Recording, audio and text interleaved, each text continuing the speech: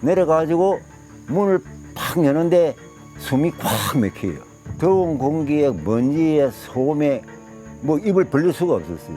말도 할 수 없고. 화장실 청소를 하는 거예요, 자기가. 시범을 보여주는 거야, 내한테 시범을. 그러면서 이렇게 하라고. 그 당시에 강북 간호사로 한 집에 한 사람만 가도 그 가족이 살았어요. 그때만 해도 다 어느 집이든지 빚이 없는 집이 없었거든.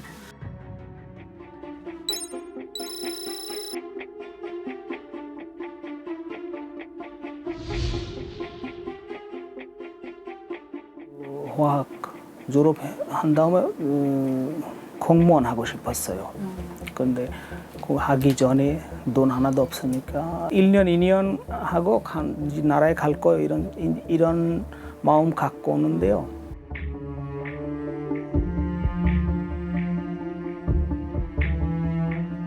조금 더 살고 싶어요. 지금 40% 배기능이 없어졌어요.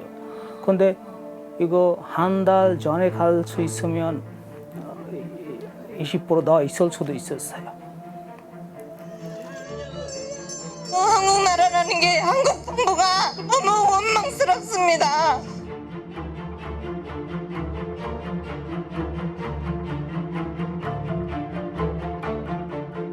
우리가 이 차별적인 구조에서 어떻게 보면은 가해자의 역할을 하고 있고 그 차별로 발생하는 이득을 우리 경제가 그리고 우리들이 누리고 있다는 거죠.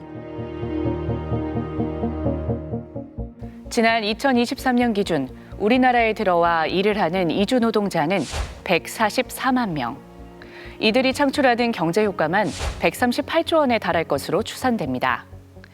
위험하고 열악한 산업 현장, 특히 농축수산업 분야는 사실상 이주 노동자들이 없으면 유지 자체가 어려운 현실이지만 이들은 가장 위험하고 가장 열악한 환경에서 생명과 건강을 위협받고 있습니다. 지난해 말 국가인권위는 의미 있는 보고서를 발표했습니다. 우리나라에서 1년간 숨진 이주 노동자가 3,300명이 넘고 산업재해 사망률은 국내 노동자보다 3배 이상 높다는 내용이었습니다. 일자리를 찾아 3살 배기 딸을 두고 한국에 건너온 지 20년. 그새 훌쩍 큰 딸은 이제 가족과 함께 살고 싶다며 대학을 마치고 한국으로 건너왔습니다. 넉넉지 않은 형편. 딸은 조금이나마 보탬이 되겠다며 공장에 나갔습니다. 그렇게 딸과 행복한 일상을 보내고 있던 어느 날 뉴스에서 들려온 대형 화재 사고. 애한테다 문자 보냈어요. 야, 화성에 뭐 이런 배터리 사고 났다는데 혹시 너네 회사는 아니겠지? 이렇게 문자 했는데도 답장 없고, 그 다음에 다시 전화하니까 전화를 안 받는 게 아니라 이게 무슨 일인가. 설마 했지만 불길한 예감은 현실로 닥쳤습니다. 명단을 줬는데 거기에 우리 애가 11번째로 엄정정이라고 써 있더라고요. 진짜 하늘이 무너지는 줄 알았죠. 저는 그 다음부터는 아무 생각도 안 나고 어떻게. 삶의 희망이던 딸아이. 매일 귀엽게 조잘대던 그 아이가 이제는 답이 없습니다. 진짜 내가 자식 잃고 소리는 이렇게 울며 찾아다니며 진짜 도와달라고 이러고 다녀야 되는지, 이런 사회라는 거 진짜 처음으로 알았어요. 지난해 6월 경기도 화성 아리셀 리튬 배터리 공장에서 발생한 화재는 무려 23명의 젊은 목숨을 앗아갔습니다. 그중 18명이 이주 노동자였습니다. 참사는 말 그대로 인재였습니다. 불과 이틀 전에도 불이 났지만 사측은 아무런 조치도 하지 않았습니다. 배터리가 폭발하면 바로 대피하라는 기본적인 안전 교육도 없었습니다. 파견직이었던 이주 노동자들은 비상구 위치도 알지 못했습니다. 위치를 알았다 하더라도 열수조차 없었습니다. 가까운 출입문은 정직원 아이디카드와 지문 인식으로만 열 수 있었기 때문입니다. 너무 화가 났어요. 현장에서마저 차별을 받았다는 게 그게. 포항 북구 기북면의 한 야산. 험하고 가파른 데다 사람이 다닐 만한 변변한 길조차 없습니다. 기록적인 폭염이 한창이던 지난 7월 24일, 네팔에서 온 우더의 스레스터 씨는 이곳에서 제초 작업을 하다 쓰러졌습니다. 한국인 한 분은 여기 너무 힘들다고 일도 시작하기 전에 가셨고, 두 분인지 세 분인지 그분들도 여기는 너무 힘들고 위험하다고 작업을 포기하고 내려가셨어요. 그늘막 하나 없는 뙤약볕에 남았던 그는 결국 온열 질환으로 목숨을 잃었습니다. 지난해 말 국가인권위원회가 발표한 이주 노동자 사망에 대한 연구 보고서. 지난 2022년 한 해 우리나라에서 숨진 이주 노동자가 3,340명에 달한다고 했습니다. 이 중 우리나라 행정 시스템에 인적 사항과 함께 정확한 사망 원인이 기록된 경우는 6.4%, 214명에 불과했습니다. 사실 이주 노동자의 사망한 숫자도 충격적인데 문제는 그 원인을 제대로 확인할 수 없었다라고 하는 게, 그래서 사실 이렇게 이주 노동자의 죽음이 베일에 가려져서 암장된다라고 하는 현실이 너무 충격적이더라고요. 사실 보고서는 또 2018년부터 5년간 근로복지공단의 산재 사망 정보를 분석한 결과 이주 노동자의 산업재해 사망률이 우리나라 노동자보다 최대 3.6배 높다고 밝혔습니다. 국내에서 일하는 이주 노동자의 평균 연령이 국내 노동자에 비해 훨씬 젊다는 점을 감안하면 그만큼 위험하고 가혹한 노동 환경에 내몰려 있다는 해석이 가능합니다. 한국이 OECD 국가들 중에서 산재 사망률이 매우 높은 나라입니다. 그런데 그들과 비교해서도 3배 가까이 이주민들의 사망이 높다는 결과인 것이고요. 가장 위험한 작업 환경들을 저임금으로 이주 노동자들에게 맡겼던 한국 사회가 어떠한 결과를 만들어내고 있는가를 보여주는, 위험의 외주화에 이은 위험의 이주화. 가장 위험하고 가장 고된 노동을 그들에게 떠넘기고 그 죽음마저 외면하고 있는 셈입니다. 폭염 속에서 쓰러져 숨진 스레스터 씨의 시신을 맞이한 네팔 현지의 가족들. 아내는 싸늘한 주검이 된 남편을 끌어안고 하염없이 눈물을 흘립니다. 스트레이트와 연락이 닿은 스레스터 씨의 가족들은 더 이상 이런 비극적인 죽음이 발생하지 않기를 바랐습니다.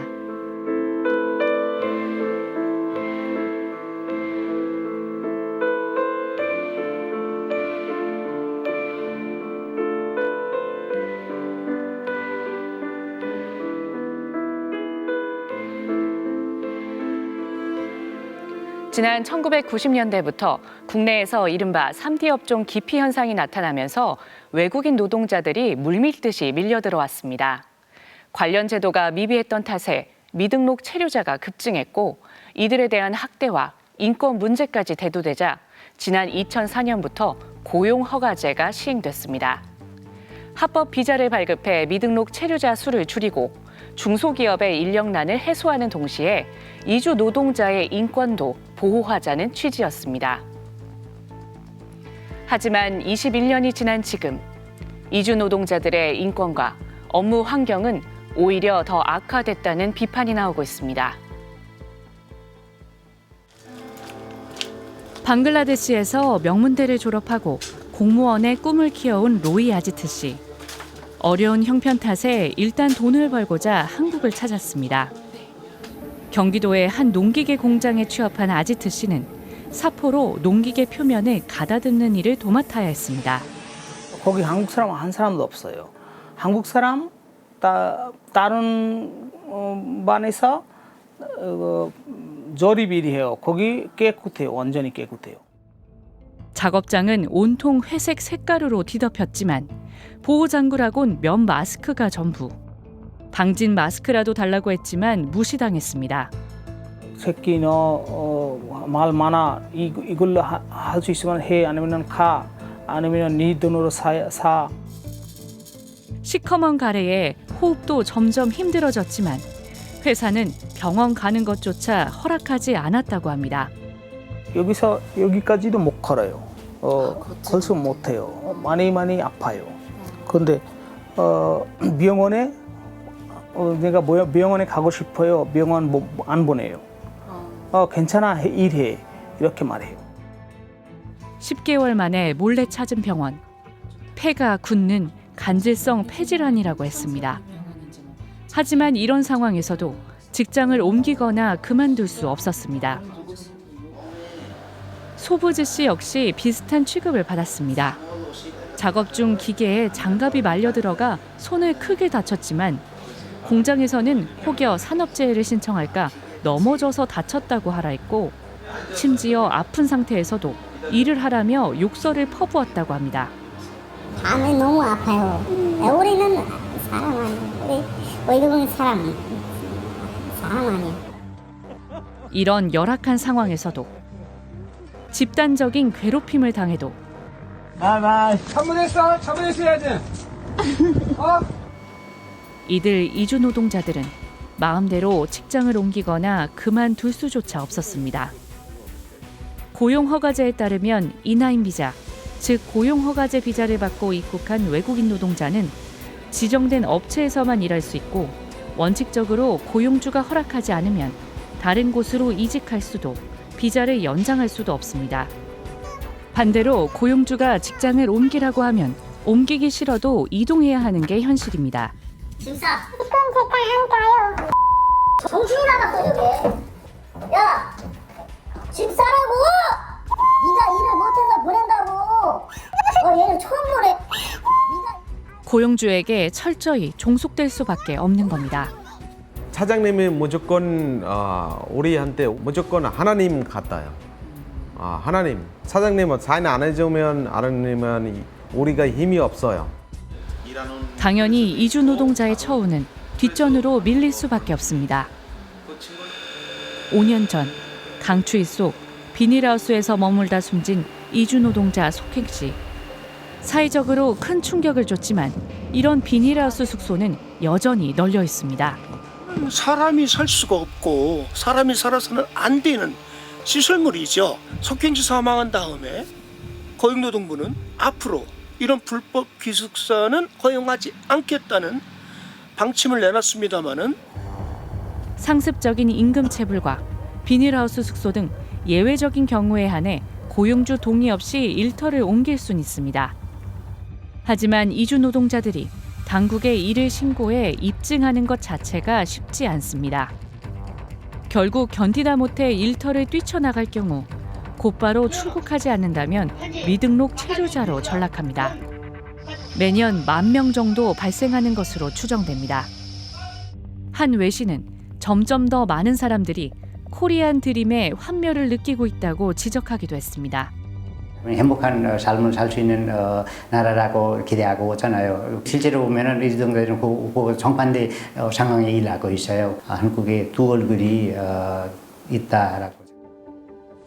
이재명 대통령이 이주 노동자의 처우 개선을 강조하면서 고용노동부는 이주 노동자들이 좀 더 자유롭게 일터를 옮길 수 있도록 하는 방안을 추진하고 있습니다. 부당한 대우를 받거나 위험한 근무 환경에 놓인 경우 좀 원활하게 이동할 수 있도록 사업장 변경 요건을 이제 완화할 계획이고요. 고용허가제의 허점을 근본적으로 개선하기 위해 입국 후 일정 기간이 지나면 직장 이동의 자유를 줘야 한다고 전문가들은 말합니다. 사업장 이동이 우리가 생각하는 근로자의 권익 보호도 있지만 전반적으로 근로 환경을 개선할 수 있는 굉장히 좋은 방안 중에 하나다. 행정력 동원이 아니라 노동시장 메커니즘에 의해서 환경을 개선할 수 있는. 나아가 처음부터 체류 기간을 보장하는 등 고용주가 아닌 노동자를 중심으로 하는 노동허가제로 나가자는 목소리도 있습니다. 남해 독일 마을. 1960년대 독일로 가서 이주 노동을 했던 파독 광부와 간호사가 모여 살고 있습니다. 한때 이주 노동자였던 이들. 이주 노동자를 대하는 우리 사회의 모습이 안타깝기만 합니다. 일하는 거는 보면은 우리가 제 생각이 더 나거든요. 신문진설에 보면 또 이렇게 일을 사고 날 때는 참 마음 아팠었어요. 왜 이렇게 해야 되느냐. 그래서 내가 느낀 게 뭐냐면 우리는 아직도 사람을 받아들일 준비가 안 돼가 있는 상태구나. 노동 현장에서 수많은 우리 노동자가 산업재해로 죽어가고 있는 부끄러운 현실. 하지만 그 3배 이상의 이주 노동자가 같은 현장에서 쓰러지고 있습니다. 이주민들을 이런 자세로 계속 대해도 이 사회는 지속 가능한가? 혹은 이 사회를 공동체라고 부를 수 있는가? 미국 조지아주 공장에서 인권을 유린당하며 체포되는 한국인들의 모습에 우리는 분노했습니다. 피해자였던 우리가 피해자의 고통은 잊은 채 가해자로 변하고 있는 건 아닌지 진지하게 되돌아볼 때입니다.